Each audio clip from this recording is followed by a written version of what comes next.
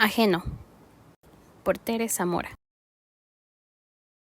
En medio de la oscuridad, el ruido de cintas y el desconcierto, recordé aquella tarde lluviosa en que conocí a Joaquín Villegas. Me encontraba entre Austin y Cervantes, cuando su padre, el señor Ricardo Villegas, llegó cargando su habitual caja mensual para desistir de varios compañeros y adoptar nuevos. Pegado a él, con una carita de asombro que creo que jamás podré olvidar, estaba el pequeño Joaquín. A don Ricardo ya todos lo conocíamos casi tan bien como a nuestros propios prólogos. Sabíamos que él llegaba y daba un vistazo general, se dedicaba a tocar cada portada, a pasar sus dedos entre páginas y hasta nos olía cuando no había mucha gente en el lugar. También advertíamos que a pesar de que él a veces tomaba algún Sabines, algún Bradbury e incluso alguna vez se llevó un King, lo cierto era que lo suyo eran los Cornwell, Woolf, Scott y demás nombres rimbombantes. Por eso cuando don Ricardo llegaba, los Grimm, los Andersen, los Perrault y sobre todo nosotros, los anónimos, no nos preocupábamos mucho si estábamos empolvados o teníamos alguna página rota. Sabíamos que nuestras probabilidades eran escasas. Pero en esa ocasión, Joaquín también empezó a deambular entre nosotros, como esperando encontrar lo que su padre siempre parecía estar seguro de haber hallado. Nunca me divertí tanto como aquel día observando al pequeño Joaquín ponerse de puntitas para tocar solapas, portadas, contraportadas y lomos.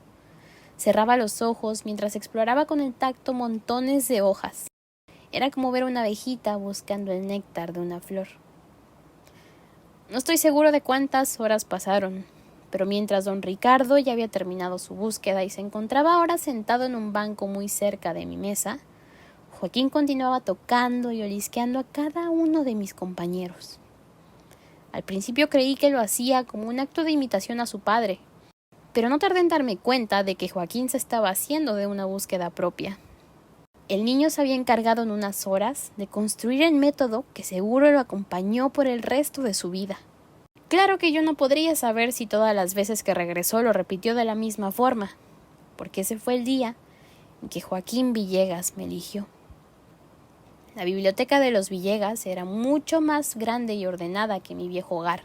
Se trataba de un cuarto enorme con una gran alfombra, un escritorio, un sillón y muchas almohadas de varios tamaños en el piso. No tengo sentido del olfato, pero estoy seguro que de haber tenido, al entrar por primera vez se me habría inundado el cuerpo de algún olor más allá de viejo y de nuevo, más allá de tinta y de papel, un olor a libertad. Las 4 paredes de aquel cuarto parecían existir solo en los libreros, pues cada uno de los libros sostenía el peso de la casa entera. Había también en una esquina del cuarto una caja de cartón que yo después descubriría era para depositar los libros que el padre de Joaquín iba terminando de leer. El último fin de semana del mes tomaba la caja y a Joaquín. Solían regresar al final del día y acomodaban en los libreros a los nuevos lomos, portadas y hojas. La cantidad de libros que se habían llevado en la caja era siempre igual a la que volvía con ellos. Joaquín creció y se fue haciendo de sus propios gustos. Él, a diferencia de su padre, era más de Lorca, Paz, Borges, Benedetti y Alberti. Pero bien podía disfrutar un Kafka, Poe, Saramago y experimentaba hasta con Malpica, Sandoval y Oster. En algún punto dejó de ser don Ricardo el encargado de llevarse a Joaquín y a los libros cada mes para ser el hijo el nuevo responsable. Sé todo esto porque yo nunca me fui. Joaquín siempre paraba de leerme cuando llegaba mi último cuento. Vi en su rostro montones de veces a través de los años lo que en algún momento pude identificar como nostalgia al llegar a ese último título. Supongo que batallaba entre las ganas de respetar las reglas de su biblioteca y el sentimiento de saber que fui su primer libro. Por eso a mí nunca terminó de leerme. Pero sé que lo hizo con una buena intención. También sé que fui su más grande secreto. Nunca se atrevió a contárselo a su padre. Pero a veces me sacaba de la biblioteca y me llevaba con él a su cuarto o me escondía entre los libros de su escuela.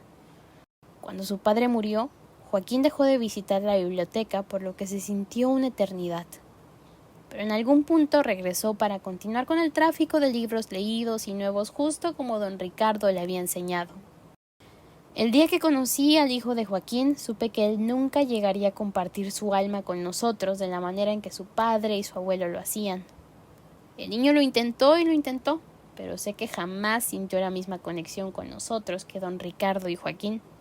Sin embargo, de todas formas acompañaba a su padre cada fin de mes.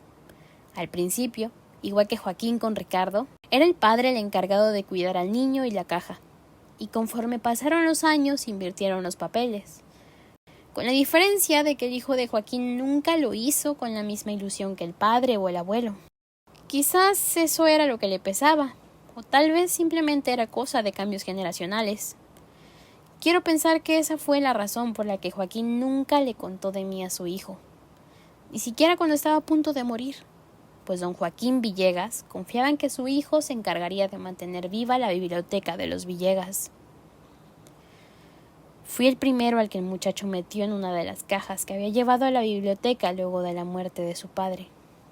Se habrá tardado unos minutos en aplastarme con montones de otros compañeros que seguro se encontraban igual o más consternados que yo. No me enteré de mucho más que de los ruidos de cajas, libros y cinta luego de que nos encerrara para dejarnos a oscuras.